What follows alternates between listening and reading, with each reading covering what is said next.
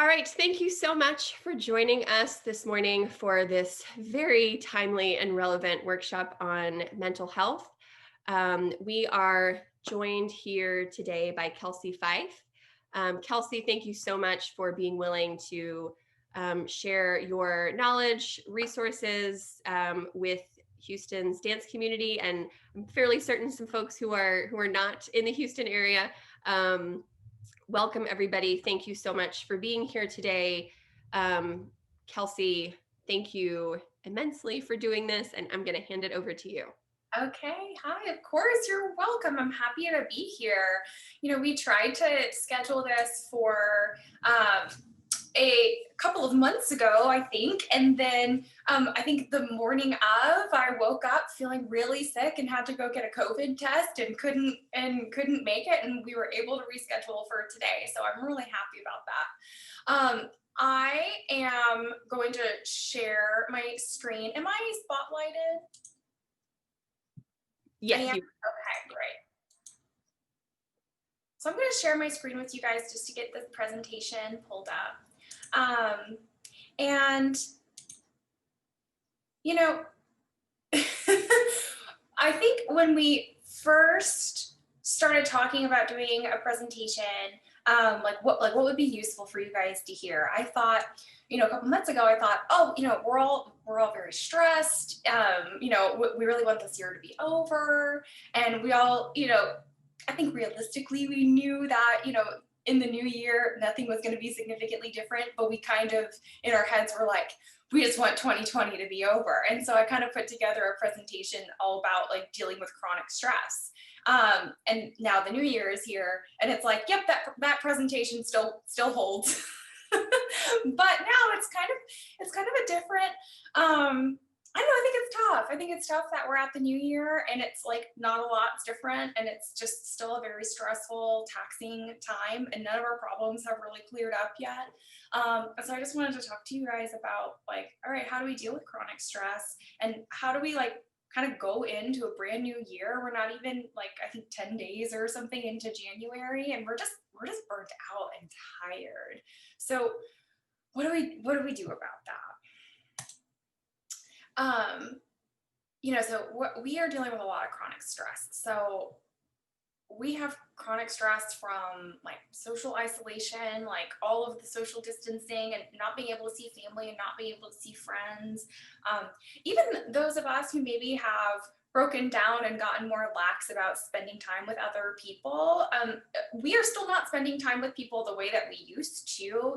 It's not easy to, take trips or get together in big groups or go out to the, restaurants or parks or things that you normally would have gone out to. So we might still feel, most of us, a pretty heavy sense of social isolation. Definitely a lot of financial anxiety with, especially for like in the dance and creative community, of like not being able to hold the performances or exhibitions that you would normally have, that, even if those things don't necessarily add that much to your wallet, like it adds a lot to your emotional wellness and your emotional health to get to do something that you love, and you don't get to do that now. Clearly lots of health anxiety about COVID-19. We have fear of the unknown. We have no control over the future of what's going to happen. We might feel like very sick of being in our homes. And it's just kind of like nonstop bad news, right? Like just like every day, every week, there's new terrible news. And it's just kind of not stopping. I put political anxiety in here months ago, and it's still like just as relevant with this kind of horrible week that we've had. So all of these things just really are constantly adding to that sense of chronic stress. And although we Americans, we love to be stressed, and we're really good at it, most of us are lucky enough to experience acute stress. And maybe we experience acute stress frequently, but acute stress is kind of like oh, I have a big project to do at work this weekend, and I've got to work extra hours to get that done. And then you work those extra hours and you get that project done, and then it's over. But chronic stress is stuff that just constantly takes and takes and takes from you, and you don't know when it's going to end, and maybe you don't know how to make it end. And that is something that I think is new for a lot of us. Even if we feel like, oh, I'm stressed all the time, this type of chronic stress is new for a lot of us. Not so new now. Now we've been dealing with it for almost a year, but I think we need to acknowledge that. But that's a lot to handle. And when we do have that chronic stress, it has this like very tangible impact on our minds and on our bodies. It when we're chronically stressed, we are way more likely to feel depressed, to feel more anxious. We're going to be really irritable. Like if any of you have found that you can be kind of like snappy with friends or family, coworkers, anybody else. Like if you're like, I kind of just don't care about you and your problems. Like I don't have the energy for that. I understand that. That's totally normal when you feel chronically stressed. Like you just kind of don't have a ton of energy for other people. It's going to impact your sleep. It's going to it's going to manifest in your body physically through aches and pains. You can have high blood pressure because of chronic stress.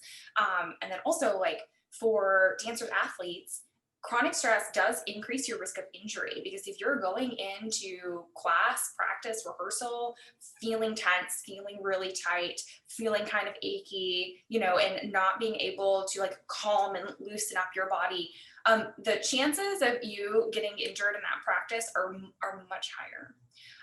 And then, potentially most importantly, or something that at least I'm going to highlight today, one of the huge impacts of chronic stress is that it really depletes our emotional energy.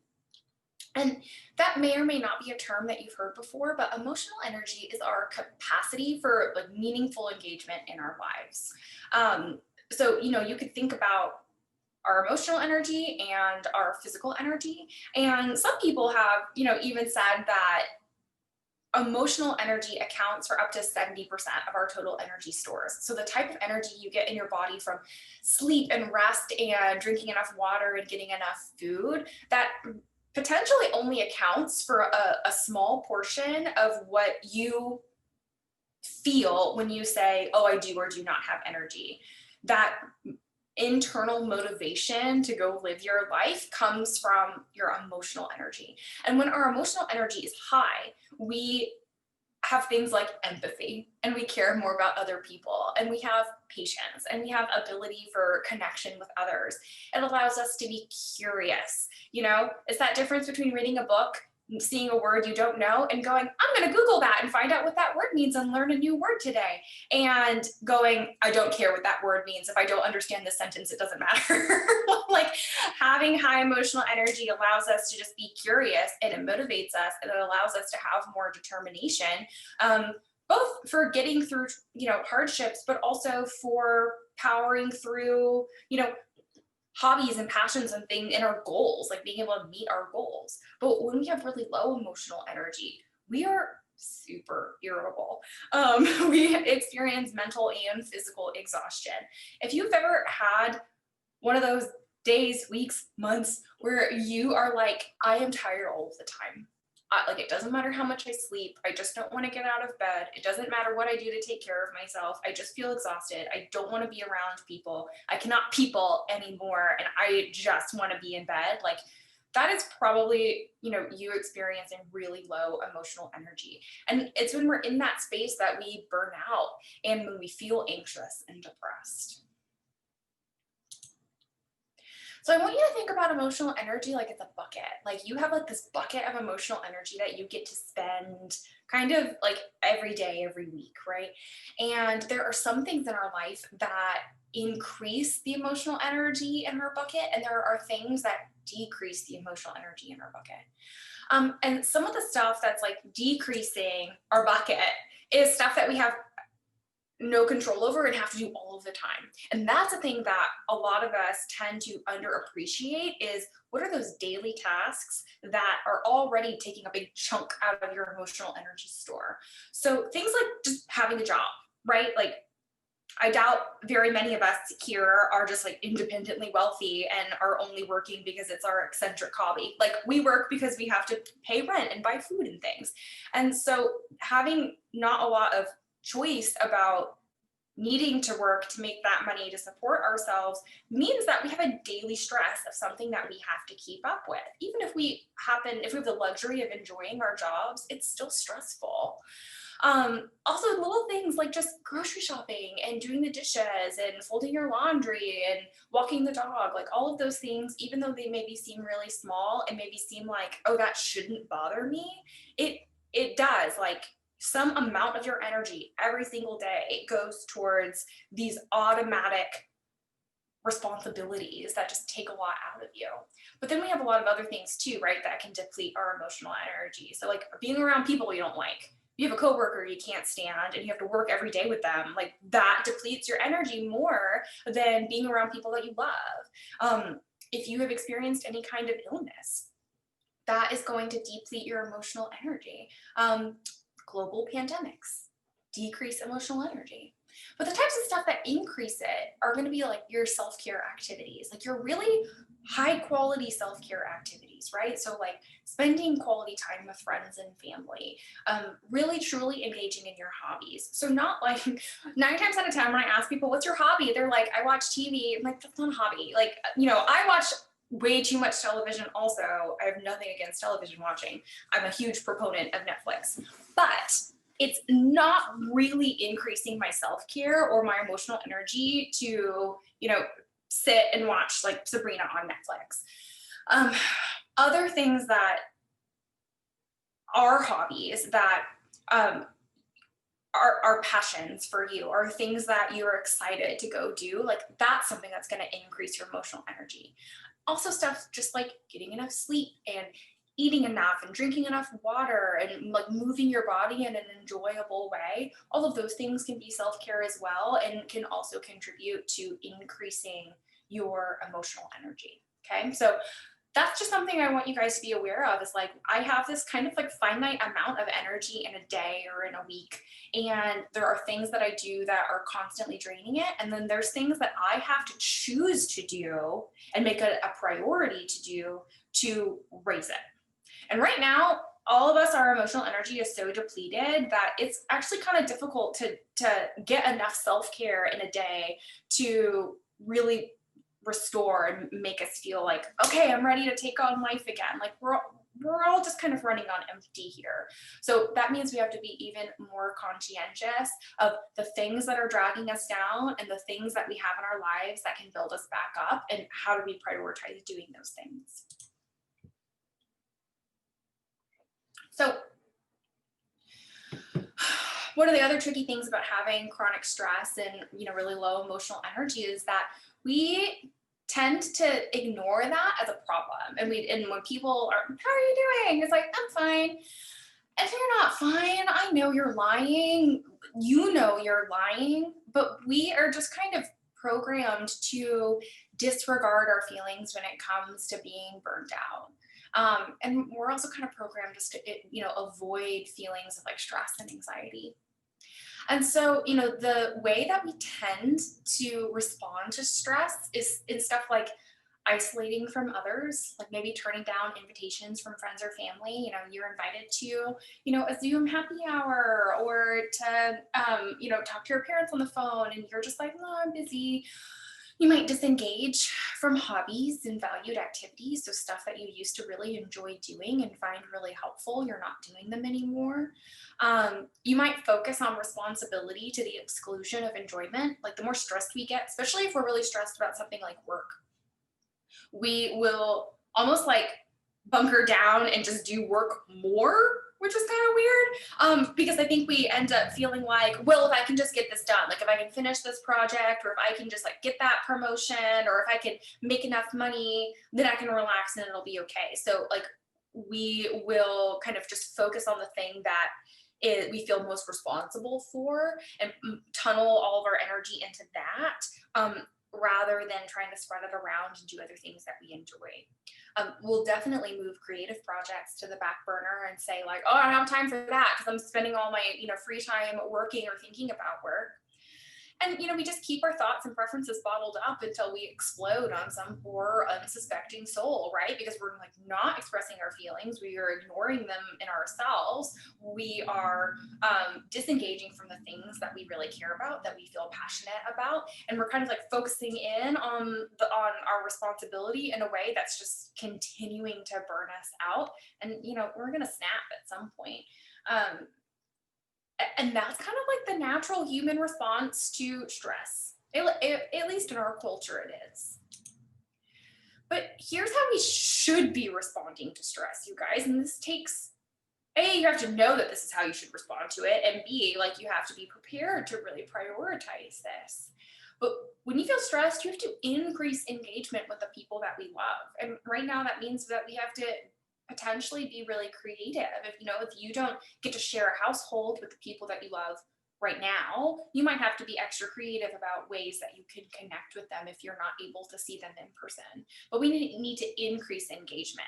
So if you find yourself wanting to isolate in your room, that means coming out of your room and asking, friends and family, whoever's in your household, to do things with you.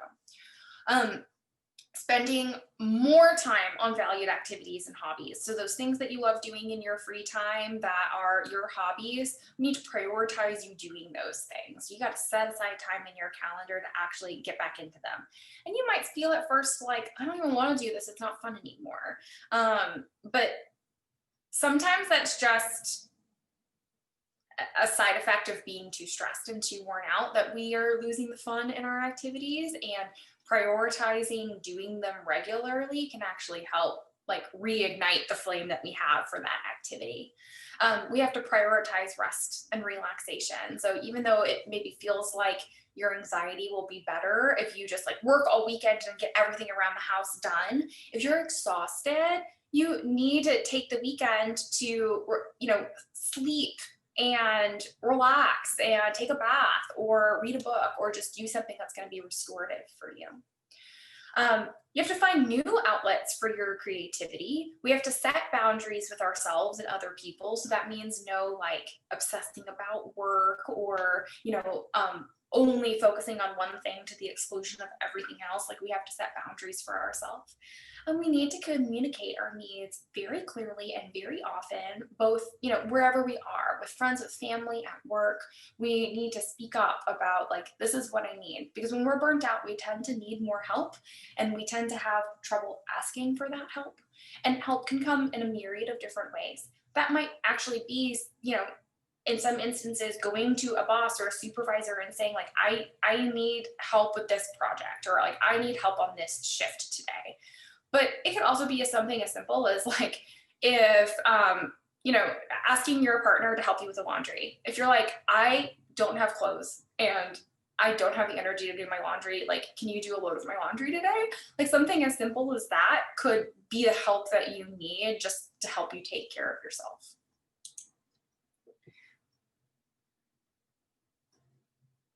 So we need to get curious about our chronic stress and our anxiety. Because like I said, our natural human instinct is to just avoid it. And so often when I ask people like, well, why do you think you're so stressed? Like the most common response is, I don't know, I don't understand. We tend to just kind of take for granted that we're stressed and then be like, nah, and forget about it. But understanding where our anxiety and stress comes from really helps us deal with it more easily. So I want you to ask yourself a lot of questions the next time you get really anxious or stressed. Ask yourself like, why do I react that way? Like if something made you really anxious or something just like, like made you really irritable and frustrated, ask yourself like, okay, what was it about that made me react that way? You can ask yourself like, what's scaring me right now? Like if I'm really anxious, like anxiety and fear are like, almost twins. So if you're feeling really anxious about something, sometimes a better question to ask is like, what am I afraid of? Or what am I afraid is going to happen right now? Why am I so intimidated by that person if somebody we know is stressing us out? And probably my favorite question, maybe the one that's the most useful, is what would I do if I weren't anxious right now? And you can swap out anxious for whatever other feeling word is more accurate for you. What would I do if I weren't depressed right now? What would I do if I weren't stressed right now? Because the answer to that question is probably the thing that you need to be doing. Like the healing is probably going to be in the answer to that question. Because most of the time when I ask people, like, well, what would you do if you weren't anxious right now? They list things like, oh, well, I would go for a jog, or like I would ask my friend to hang out with me, or I would play board games with my brother, or something. And it's like, oh, great, then go do that. Like, I know you do feel anxious, or you do feel stressed, or you do feel depressed, but you need to go for that jog, or ask your mom to play board games with you, or whatever it is that you would be doing. Like, you need to go do that right now. So just asking, what would I do if I weren't blank right now?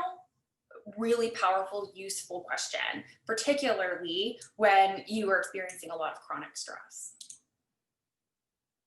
So what about you? Like, I want you to take a moment to consider, what are your own unique sources of stress and anxiety? We all share a bunch of them right now, right? Like with the pandemic, but all of us have our own unique stresses. They might have nothing to do with the pandemic. And what are some of the stressors maybe you don't want to acknowledge? We probably all have some of those too. Things that it's like, I'll think about that problem later. Like, that's a problem for future me to deal with. But like, what are those things that you kind of don't want to have to open up and look at? What are the changes you need to make, but you've been maybe kind of nervous to commit to them? And sometimes that's big stuff, like, I think I need to change my career, and that's huge and very anxiety provoking. But sometimes it's small stuff. Like, I spoke to somebody recently about just like changing their childcare arrangement. Like they have their children in, like 2-a-day daycare, like 2 days a week daycare. And, to deal with that person's stress and anxiety, we talked about like, well, what if your kids go to daycare more days per week for a short period of time, so that you have more time to take care of yourself? And that was kind of an available, easy thing for that person to do, but it was something that they didn't even let themselves consider, because the idea of changing their childcare arrangement was like very stressful for them, like made them feel like they were bad parents. So it could be something small, it could be something big, but what are some changes that maybe would be really helpful to you if maybe you had the determination to make them? Because it's okay to prioritize your needs. Like, just like that person decided, I'm just going to send my kids to daycare full time for a little bit so I can focus on me.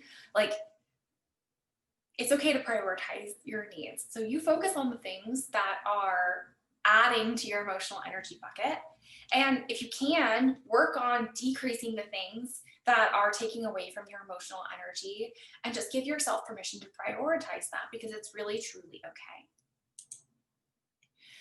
So I want to teach you one of my very favorite, very easy and quick exercises. This is the mindful check-in exercise.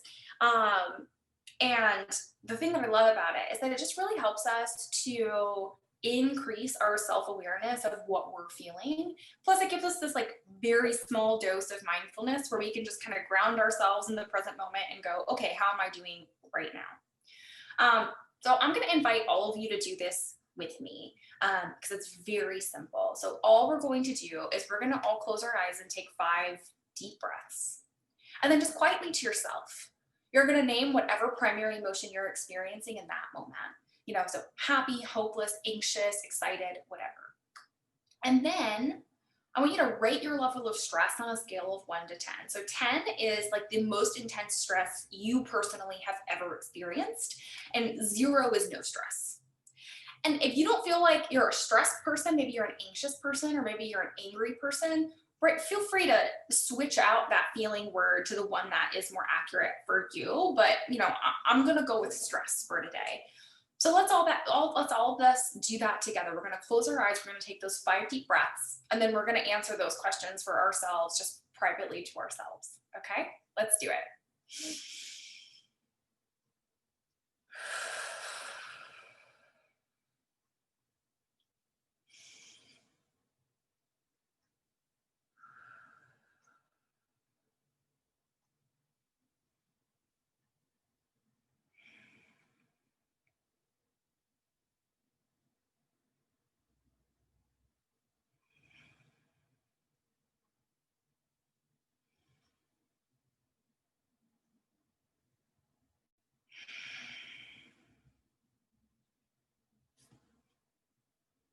do we name our emotion for ourselves?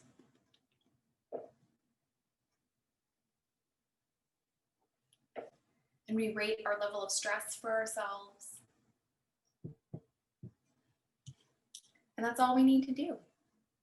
And what I find is most helpful is to do this check-in pretty regularly throughout the day.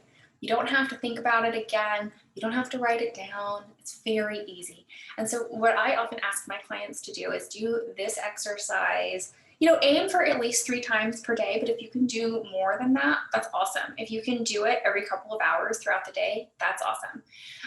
And people tend to have the most success getting into the habit of using this little exercise if they tie it to something that they're doing really regularly throughout the day. So for some people, that's like every time they park the car, they will do this check-in.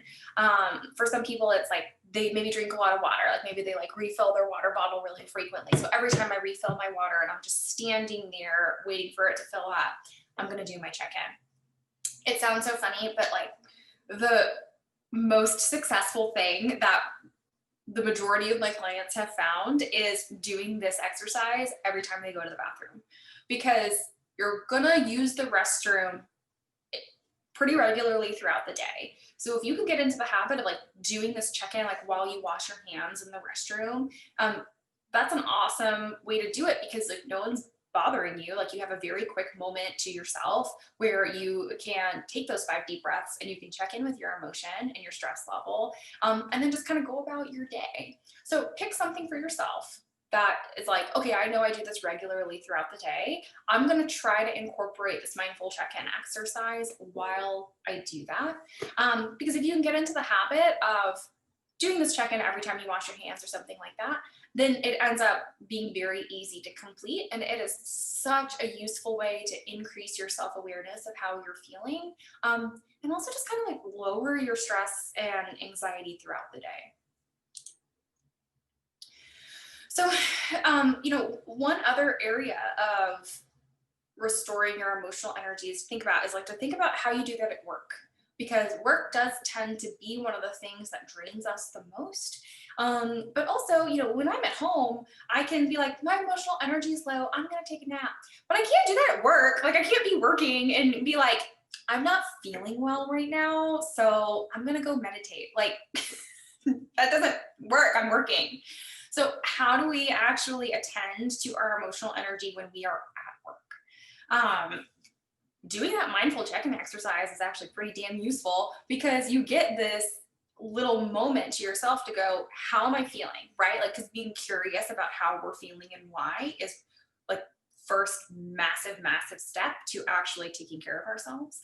So check in with yourself when you're at work, either through that mindful exercise or just by asking yourself, how am I doing today? Am I tired? Am I stressed? Am I frustrated? And maybe you think about that in regard to your work that day. So maybe you're at the beginning of your day, you're looking at the tasks that you have to do, and ask yourself, how do I feel about this? Where's my emotional energy at? Am I at 50%? Am I at 60% today? Is it gung ho and I'm 100%? I can take on all of this today. Just check in with yourself when you're at work about the tasks that you have to do, and get a foundation of okay, this is what my day is going to look like, and this is how I feel about it.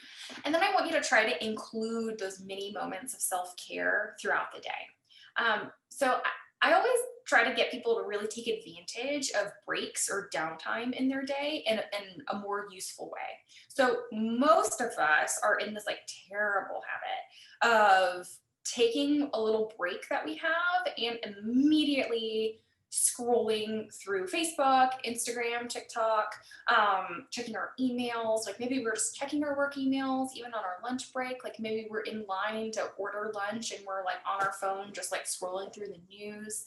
No one on the history of the planet has put down Facebook and gone, I feel better now. That's never happened, even one time.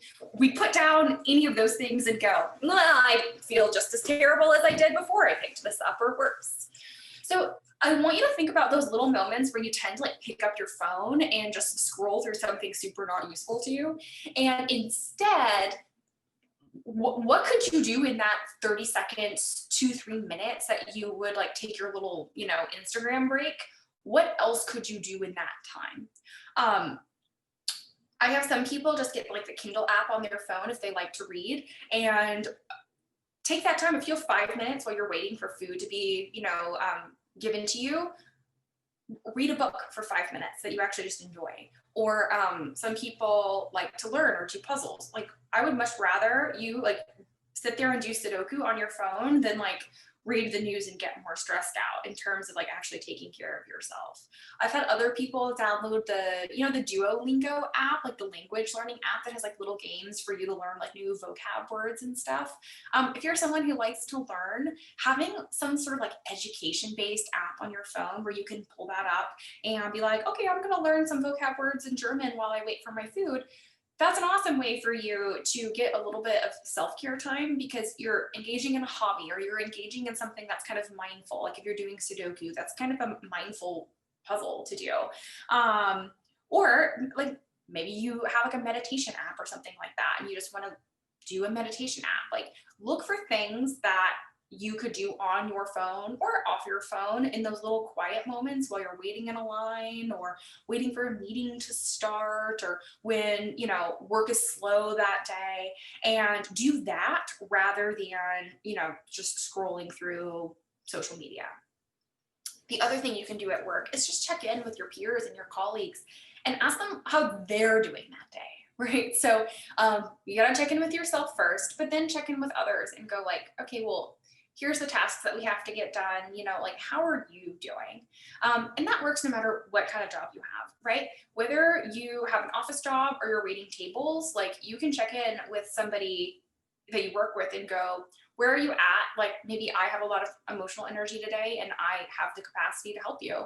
And you can offer that help to your coworker.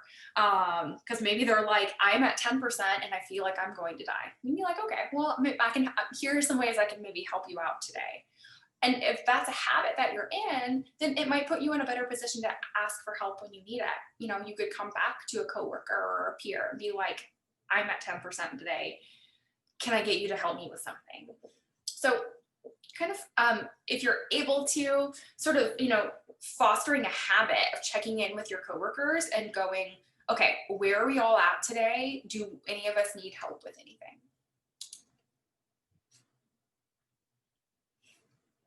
And so in light of this chronic stress that we are all experiencing, I think that we need to shift our goals and our intentions for this year because it's January. Maybe a lot of you have come up with like New Year's resolutions. And rather than a New Year's resolution, I'm going to encourage you to set an intention and then maybe a goal based off of that intention rather than just a resolution. Because the pandemic probably made a lot of your goals very difficult last year, if not impossible. That could be carrying into this year. I know plenty of people who, had their plan for, auditioning, getting into companies or trying to get certain jobs, and it just didn't work out because like all that got canceled. So some things that just might not have been possible. But I want you to know that a good goal is one that is both flexible and adaptable. And it's okay if your goals need to shift with your experience and with your environment, because as long as you're working towards a general intention of kind of what you want to happen, you're going to be making good progress. So let me explain what I mean by that. And just to emphasize, it's okay if you did not meet your goals last year. Like I think most of us did not, and it's truly okay. So an intention is the direction you want to move towards, right? It's an intention is like, I want to have more of a general something in my life. So maybe that's like, I want to practice kindness, or I want to practice generosity, or I want to make new friends, or I want to be more flexible. Okay, there is never going to be a time, if your intention is practice kindness, there's never going to be a time where you can be like, check, pick something off the street and gave it to someone who dropped it. I'm done being kind. Don't have to do it anymore. Done. Like I get to be an asshole from here on out. Like that's not the way kindness works, right? Like we have to kind of keep doing it. It's a direction that we can just continue to go in. So if that's a value for you, if you're someone who values generosity or empathy or understanding or making new friends or gaining new knowledge, then that's a thing that you can just continue to pursue forever and ever and ever in a million different ways. And those million different ways are your goals. All right. So a goal is a specific outcome that can be reached. So if my intention is be kind, then I could set a goal of, giving to charity every month or volunteering at, a shelter or fostering a dog. Those could all be goals that are part of my value or my intention of practicing kindness. And you could do the same thing no matter what kind of intention it is. If you're like, I just want to make new friends, then you could set a goal of, I have a bunch of acquaintances that maybe I would like to get to know better. Like I could make plans with one new person this month, or I can make plans with one new person every month. And that's my specific goal that kind of serves my intention of being more social or making new friends. Does that make sense? Like we want to choose a direction that actually we value and that we really, really care about. And then we're going to make goals based off of that intention. And so I want you guys to really think about setting an intention for the new year rather than a resolution. Like I think we've all read those stupid like magazine covers that are like 90% of resolutions fail by January 8th or something.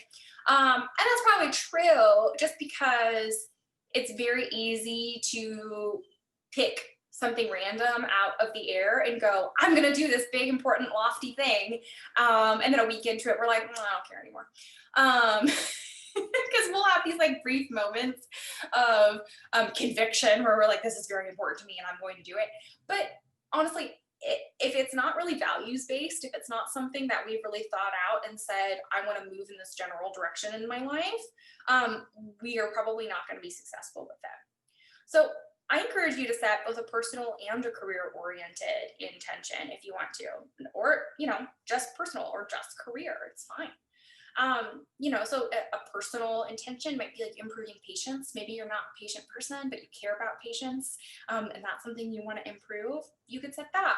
And then something that might be career related is like recovering from injury, right? Like I know so many athletes who really struggle with recovering from their injuries, even when it's really crucial that they do so, because it's just hard to stay off of it and it's hard to not dance for that period of time. It's hard to keep up with PT. It's hard to, prioritize the appointments that maybe you need to make, especially if you don't have health insurance or it's not easy for you to, get in to see a doctor or something like that. It can be very difficult to, rehab an injury. But that could be like a career oriented intention is, like, no, I've got a stiff knee and I want to work on healing that this year.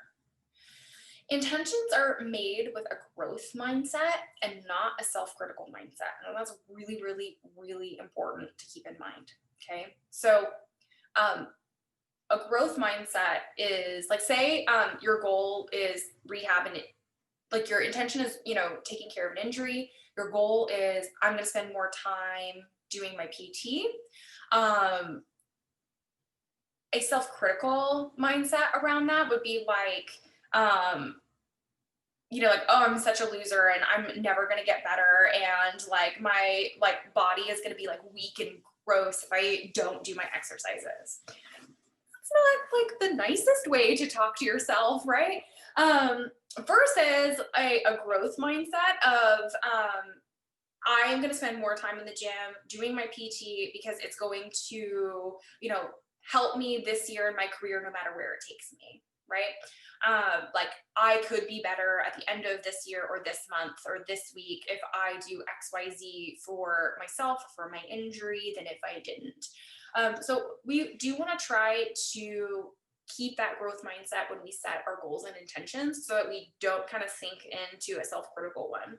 I think that probably one of the reasons, there are a lot of reasons why like everyone's weight loss goals at the at the beginning of the year tend to not work. But I think one of the big ones is that they tend to be very self-criticism based, right? We tend to set a goal like that thinking, I really hate the way that I look and I'm gross. And so we set a goal to work out more or change the way we eat or lose X number of pounds. And I think that goals that come out of self-criticism or negativity in that way tend to be doomed for failure because it's not very motivating to be told that you're gross or ugly or that you need to change, right? If you had somebody telling that to you, you would probably punch them in the face. So if you would punch somebody in the face if they talk to you the way that you talk to yourself, then you are probably being self-critical, and it's probably not going to be very helpful to you. So growth mindset is really speaking to yourself in a way that indicates your goals are possible and that problems can be solved, right? So here's just an example. I want to get a promotion in the next 2 years, and my knee injury makes that difficult. I can see a new doctor and practice PT exercises more consistently to help heal from this injury, right? So you've identified a goal, you've identified something that's making that difficult, and you're saying like, okay, my goal here is possible. Let me identify things that could help me achieve that goal. But a self-critical mindset is speaking to yourself in a hypercritical, negative way that makes you feel like your goal is not possible or maybe not even worth trying for. And so an example of that is like, oh, well, now it's impossible to get promoted because I totally screwed up my knee, and it's not even worth getting a second opinion because, or like talking to my PT because there's nothing we can do and everything's ruined and my career's over and right? Super self-critical. It's kind of not leaving any room open for change or for growth or for any positivity. Not that we need to have this like overly bubbly, optimistic outlook all of the time, but it doesn't help us to have an overly negative, critical outlook either, because it doesn't leave any room open for options. So we do want to really kind of keep with that growth mindset. And, goals are flexible. Goals can change to better fit your circumstances, and that is not a failure to attain your goal, right? So if you feel stuck in the pursuit of your goal, if you've set a goal for yourself and it's just like not working out and not happening, it's way smarter and more effective to just like pursue your intention in a different way, right? So here's a random example that I came up with for that. So, this month I set an intention to really improve my flexibility. So I made a goal to practice flexibility training for 20 minutes every evening. My intention is increase flexibility. My goal is practice for 20 minutes every night. But my schedule changed, and now I have to work every evening, and I don't have the time in the evening to practice. Okay, this is where most of us are like, well, it's all over and I'll just never be flexible, and we give up. It's like, shouldn't have even tried. That can be very all or nothing, right? If you tend to be kind of like a black and white thinker, if you're kind of an all or nothing person, then you might have an instinct to just like abandon ship the moment that your plan for your goal didn't work out. And I do see this a lot with dancers and athletes because you tend to often be kind of like perfectionistic people. Not always, but it's definitely not uncommon. And that's a common thing for us perfectionists, is that we'll set a plan and we'll think this is exactly the way that this needs to go. This is the right way.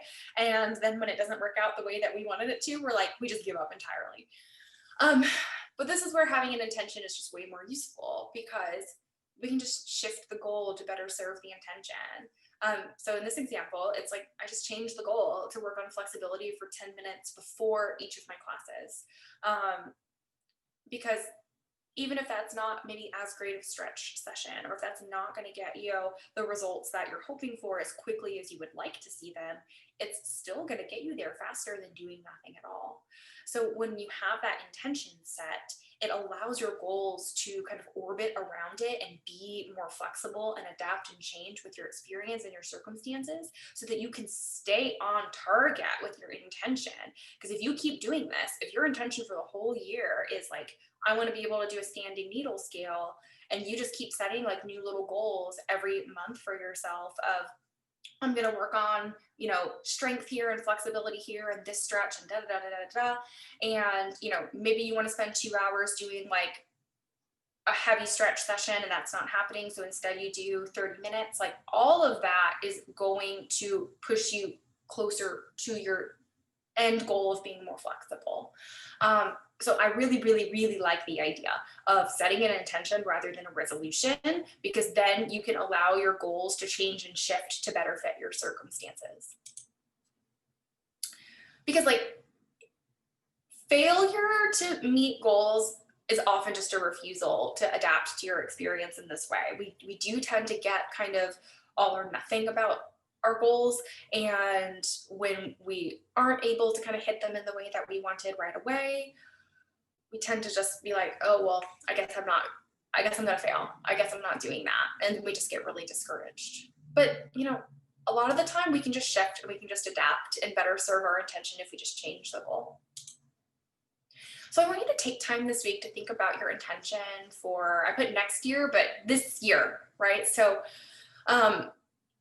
once you've set that intention, see if you can come up with a goal that follows that intention, knowing that goal can be flexible. So think about, if you already set a New Year's resolution, maybe you just shift it. So, shift it and ask, well, what's the intention that would be serving? And then like, what are some goals that I can set that would serve that intention? If you've set nothing for this year, maybe you do take the time to think about an intention that would work well for you. But like, what if you can't stop the self-critical mindset that we talked about earlier?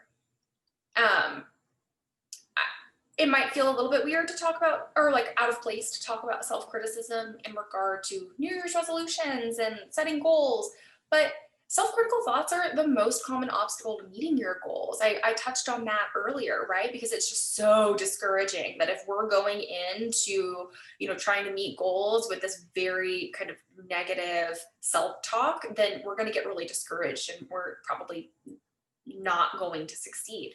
Because self-criticism, in addition to being discouraging, is also demotivating and it's shaming. And emotions like shame and discouragement make us withdraw and isolate. So if I feel ashamed, right, like just think for a second about what shame and discouragement physically looks like in your body.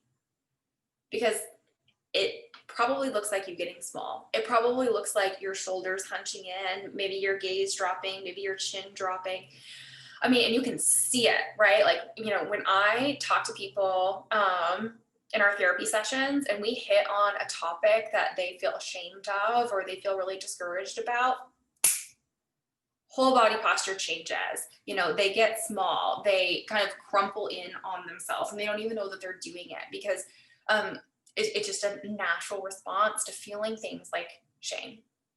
And so the more we self-criticize, the more shame we feel. And it just makes us feel like hot garbage to be ashamed and to be discouraged. And that's going to impact your performance. Like that's going to impact your performance on stage, at work, in school, in anything, because we're just not going to be coming at it from a place of high emotional energy, right? Because now we feel like crap. But then also we just have this voice that's following us around all the time saying that we're going to fail. Shame and self-criticism slows down learning and negatively impacts performance. And dancers who feel heavy shame or self-criticism are likely to dance smaller, less fluidly, and try to hide in class. I can't tell you how many times a dancer has told me that when they feel uncomfortable in class, they try to move to the back of the room. Happens all of the time. Or how frequently they'll get feedback from instructors that say, like, you need to dance larger, like you need to take up more space, like why are you so timid? You have a big stage to fill, so like fill it. And a lot of that comes from self-criticism. And when we're able to improve their self-criticism and make them feel more comfortable with themselves, that whole body posture changes, right? So now all of a sudden they're like more relaxed and they're more fluid and they're more comfortable taking up space in class. And they get better performance reviews from their instructors. So that self-criticism, like it really has a big impact on you achieving your goals, especially if they are in any way dance related. So if you're stuck in a shame and self-criticism spiral, it's easy to lose track of your goals and your intentions. And if you get too discouraged, you might even feel like just giving up altogether, right? So that's why self-criticism is really important to talk about in regard to setting goals for yourself. So I think one of the easiest and fastest ways to deal with that is to try to filter that self-criticism into something constructive, right?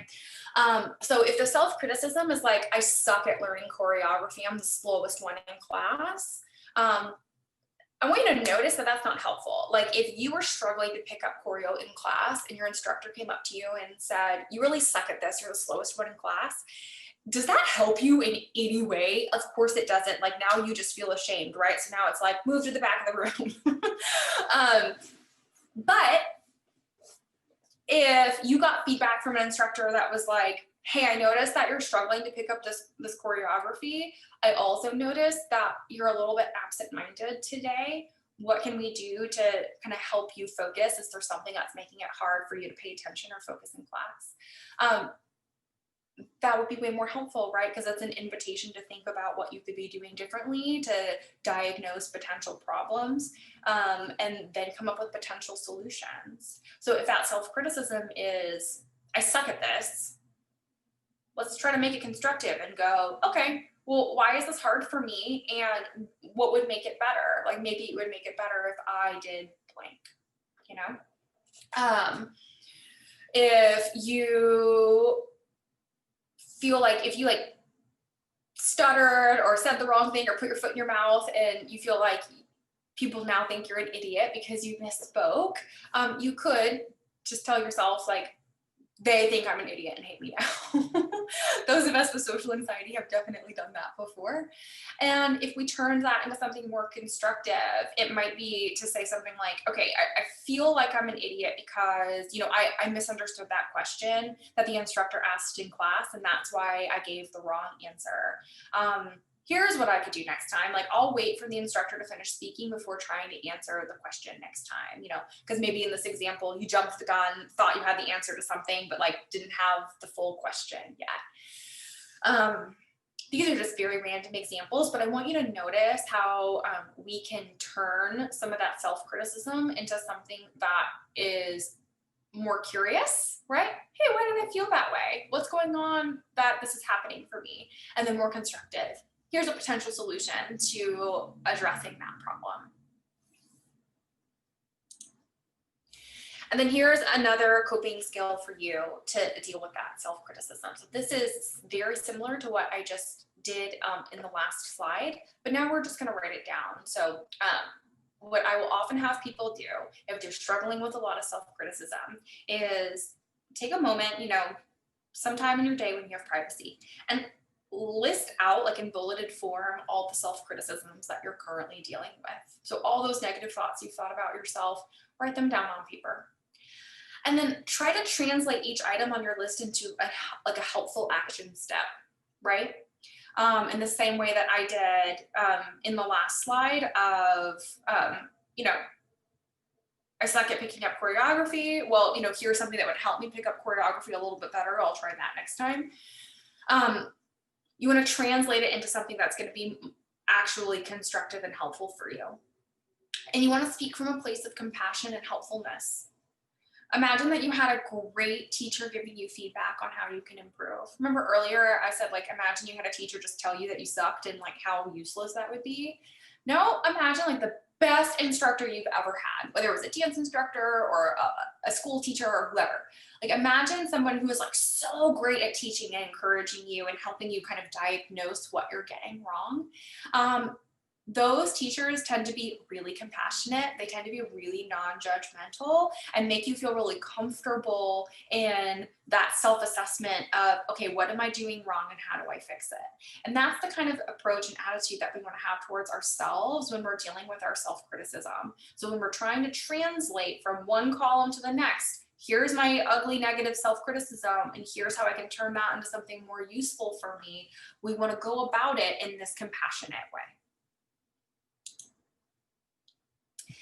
And if you don't know how to make it constructive, if you don't know how to give yourself an action step, I want you just to identify the emotion that you're feeling, right? So if your self-criticism is, I feel like an idiot, then, the emotion that you feel is maybe what? Embarrassment, maybe it's shame.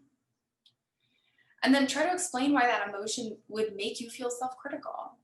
Because self criticism is your brain just trying to protect you most of the time. So if your thought is, I'm an idiot, and the feeling is, well, okay, thinking that I'm an idiot makes me feel embarrassed. You have to ask yourself why. Okay, why am I embarrassed about that? In this situation, maybe it's like maybe you accidentally said something stupid, you put your foot in your mouth again. And the criticism is really about protecting you from saying something stupid in the future so you don't have to feel this way again. Even though your brain can often feel like it's out to get you, it is often just trying to help you, and it just does it in a really unhelpful way. So typically when you are being self-critical, your brain's trying to, almost like shame you into not doing something bad again. And it just doesn't work. So we have to purposefully identify those self-criticisms, identify the feelings that it brings up for us, and try to turn it into something that can be more constructive. Even if it's just like, I just need to be nicer to myself because everybody misspeaks or puts their foot in their mouth from time to time. This is a normal human thing. Who among us has not said something dumb at a party and then like regretted it later? Like everyone has done it. Okay, so I have just a few self-care resources for you guys to look at. There are some great mindfulness apps if you feel like you need some mindfulness in your life, which all of us do. Calm, Headspace, Insight Timer, and 10% Happier are all fantastic apps for that. There's some good podcasts if you like to listen to podcasts. 10% Happier by Russ Harris and Unlocking Us by Brene Brown. Here are a few books. Happiness Trap is great. If you feel like you're really struggling with some like anxiety or depression or something, a little bit more like mental health related, I would give the Happiness Trap a try. If you're a very anxious person, I would read the book Things Will Go Terribly, Horribly Wrong by Kelly Wilson. And if you are a very self-critical person and you're like, oh, I need to work on that because I talk to myself really in a really mean way, try reading the book Mindful Self-Compassion by Kristen Neff. If you want to find therapy, I really like the website Mental Health Match. It's like a better version of Psychology Today. Most people know that you can, like Psychology Today is like a directory for therapists where you can put in a couple of search terms, like your city and your insurance plan and stuff like that. And it'll spit out a much too long list of therapists for you to look at. And it can be kind of overwhelming. Mental Health Match uses an algorithm that asks you a bunch of questions and then tries to match you with a therapist who's a better fit for you. And it's a smaller directory, so it's not as overwhelming. So if you want to look for a therapist, you could use both of those resources. And a good way to find a dietitian is through the website Health Profs. For whatever reason, dietitians tend to really be on that website. If you want to contact me for anything, if you're interested in talking to me more about anything, you can visit me at my website, livemindfullypsychotherapy.com, or you can shoot me an email. It's info@livemindfullypsychotherapy.com. Okay, and I will stop sharing my screen. And that's all I have for you guys. Thank you so much, Kelsey. And everybody, if you're in a position right now where you can't frantically write down the information that she shared there in that last slide with all of those helpful resources, as well as her contact information and her website, which there's also a lot of helpful resources on her website, on their blog page, articles with additional helpful tips. We will send that out in an email, as well as a link to this presentation, which was recorded. So if you weren't able to jot everything down, don't worry. We will get all of that to you. Thank you so much, Kelsey. This was, I can say for myself, this was a really great way to start off the Friday during a really, really chaotic week. So thank you so much for sharing everything that you did today and just helping us hopefully move into the weekend with a little more ease. So thank you to everybody who joined us here today.